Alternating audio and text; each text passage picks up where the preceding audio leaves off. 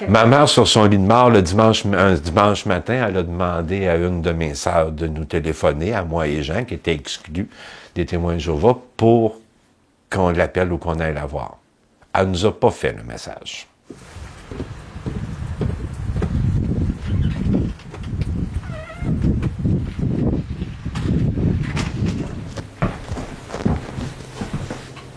Bonjour, mon nom est Yves Thibodeau, j'ai 59 ans. Je suis un ancien témoin de Jéhovah, élevé dans les témoins de Jéhovah, sorti depuis 35 ans. Moi, j'avais 6 ans. Mes parents sont devenus témoins de Jéhovah quand moi, j'avais 6 ans. On avait un oncle témoin de Jéhovah qui habitait à Toronto et on a eu la visite des témoins de Jéhovah chez nous.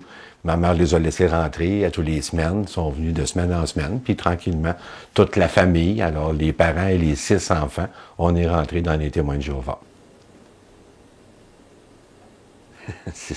C'est la vérité. Il va arriver une fin du monde, là, bientôt, là. Dieu va balayer tout ce qu'il y a sur la terre de méchant, de pas correct, et son peuple va vivre sur la terre éternellement. C'est-à-dire qu'on ne mourra plus, il n'y aura plus de maladie, il n'y aura plus de mort, on pourra vivre avec les lions, c'est dans un paradis terrestre. Là. Ça devait se passer, moi, quand j'étais jeune, en 74. Quand je me suis fait baptiser au parc Jarry, j'avais 12 ans, il avait amené un enfant sur la scène, il avait 3-4 ans, là, puis il avait dit, cet enfant-là, il n'ira jamais à l'école. Parce que la fin du monde va arriver avant. Premièrement, on a changé d'école. On allait dans une école catholique, c'était à Montréal. Là. Puis on s'est fait changer d'école pour aller à l'école protestante. Ça, c'était pas grand-chose, on change d'école, c'était un peu plus loin.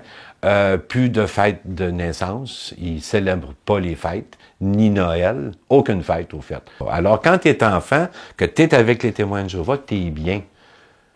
Mais quand tu es toute seule avec le monde, ce qu'eux autres appellent le monde, les gens du monde, mais là, c'est autre chose. Parce que tu fais rien comme tout le monde. Là. Moi, je l'ai réalisé dans mon cas parce que moi, j'étais homosexuel. Alors, moi, il y avait quelque chose qui marchait pas. Dans ma tête. Pourquoi j'ai une attirance pour les hommes et non pour les femmes? Puis les témoins de Jéhovah, ben, l'homosexualité, c'est banni, c'est défendu, c'est sale, c'est vraiment, là... en bas. Fait que, comment je vis ça, là? Fait que moi, c'est là que j'ai commencé à me poser des questions puis à voir l'impact que les témoins de Jéhovah avaient sur moi aussi, là. Comment je me sentais par rapport à ça? Un grand sentiment de culpabilité, en tout cas, de sortir de ça. Je l'ai fait, ça a pris du temps. Ça m'a pris 3 ans, je pense, me préparer. C'est très long. Parce que je savais qu'en sortant de ça, c'était fini. Parce que quand j'ai annoncé à une de mes sœurs, en premier, que je croyais pas puis que j'allais sortir, là, ben là, ça a capoté dans la famille. Alors, tout le monde est passé un après l'autre pour venir me voir. Es-tu sûr? On pourra plus te voir. Puis le monde venait chercher leurs affaires chez nous. Tu sais, j'avais beaucoup d'amis là-dedans. Fait que j'ai tout vu ça disparaître d'un coup. Tu sais que tes parents ne te parlent plus et leur faire la peine autant que ça. Je pense que c'est surtout ça. C'est ça qui m'a retenu le plus longtemps, c'est la peine que j'allais faire à ma mère et à mon père. Annoncer mon homosexualité, en plus, moi, je sortais du garde-robe, là, en quelque part, là, en même temps, fait que je faisais tout ça en même temps. Mais après ça, je veux dire, ça a duré peut-être 6 mois, peut-être difficile. Mais après ça, là, ça a commencé à être le fun pas mal. Des nouveaux amis, les voyages, tout ce que j'ai pas vécu quand j'étais jeune, mais là, je pouvais le faire à ma guise, j'avais le temps. Puis aller dans les réunions le dimanche matin, c'était merveilleux. Faire chin-chin avec son verre de vin, c'est merveilleux parce qu'ils n'ont pas le droit. Ils n'ont pas le droit d'évoquer la chance. Alors, quand tu cognes ton verre, quand tu fais chin-chin, tu évoques la chance, donc ils n'ont pas le droit. Ça a pris, je pense, 2 ans avant que je m'habitue à cogner. J'avais pas le réflexe. Là. Oui, tout à fait. C'est que je pense qu'il faut avoir été témoin de Jéhovah pour le comprendre.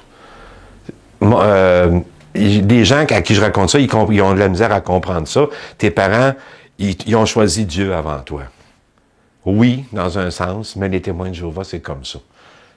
Jéhovah, c'est top avant tout. Ils prennent pas de sang, ils vont mourir avant de prendre du sang. S'ils prennent du sang, un témoin de Jéhovah, volontairement, ils n'auront pas le paradis à la fin de leur jour. Ils vont avoir désobéi à Dieu. Il faut qu'ils restent fidèles. Pas vraiment. J'en ai voulu aux témoins de Jéhovah, plus qu'à mes parents. Il y a eu le sentiment de culpabilité. Après ça, c'est venu le sentiment d'un peu de frustration envers les témoins de Jéhovah, qui m'ont séparé de ma famille. Puis j'ai eu une époque où j'ai blâmé beaucoup. Ma mère, sur son lit de mort, un dimanche matin, elle a demandé à une de mes sœurs de nous téléphoner, à moi et Jean, qui étaient exclus des témoins de Jéhovah, pour qu'on l'appelle ou qu'on aille la voir. Elle nous a pas fait le message. On a été très, très fâchés. Là. Depuis ce temps-là, des choses comme ça s'est jamais repassé. Quand mon père est décédé, on s'est vu toute la famille avec respect. Là. Mais il m'a demandé si j'allais revenir à la vérité un jour. Pour vrai? Ouais.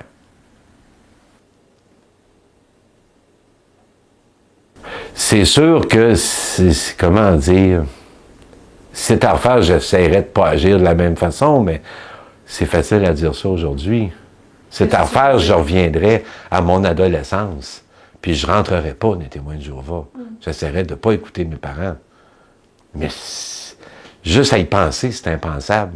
Je me remets à cette époque-là, puis je sais pas comment il aurait réagi, mais ça aurait pas été le fun. J'étais bien mieux de jouer le jeu. Fait que ma confidence, en quelque part, c'est mon hypocrisie de ce temps-là.